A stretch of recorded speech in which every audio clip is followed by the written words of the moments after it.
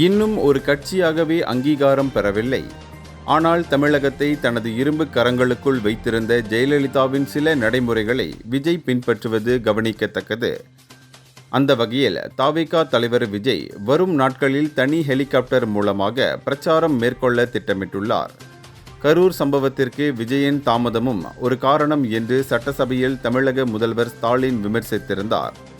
இதனால் விஜயின் பிரச்சாரத்தில் இனி நேர தாமதம் ஏற்படக்கூடாது என்பதில் தவிக குறியாக இருக்கிறார்கள். இதனால் பெங்களூருவைச் சேர்ந்த ஹெலிகாப்டர் நிறுவனத்திடம் ஒரு ஆண்டுக்கு 4 ஹெலிகாப்டர்கள் என ஒப்பந்தம் செய்யப்பட்டுள்ளதாகவும் இதனை ஆதவ் அர்ஜுனா தலைமையிலான குழு மேற்கொண்டுள்ளதாகவும் தெரிவிக்கப்பட்டுள்ளது.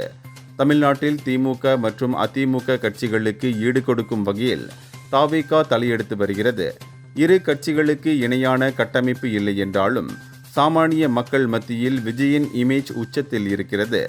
கரூர் கூட்ட நெரிசல் விவகாரத்திற்கு பின் திமுக சார்பாக எடுக்கப்பட்ட கருத்து கணிப்பில் விஜய்க்கு 23% வாக்குகள் இருப்பது திமுகவை அதிர்ச்சியடைய செய்தது.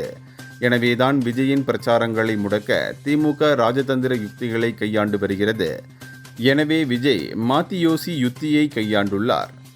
நான் தாமதமாக செல்வதனால்தானே கூட்ட நெரிசல் என்கிறீர்கள், இதோ வருகிறேன் விமானத்தில் என்கிற மாதிரி திட்டங்கள் போடப்படுகின்றன என தவிக முக்கிய நிர்வாகிகள் கூறுகின்றனர். இதனால் வாகன நெரிசல் இல்லை, போக்குவரத்து இடையூறுகளும் இல்லை, ஆம்புலன்ஸ் தொல்லைகளும் இல்லை, நீண்ட நேரம் வீதியில் பயணிக்கவும் தேவையில்லை என்கின்றனர் அவர்கள்.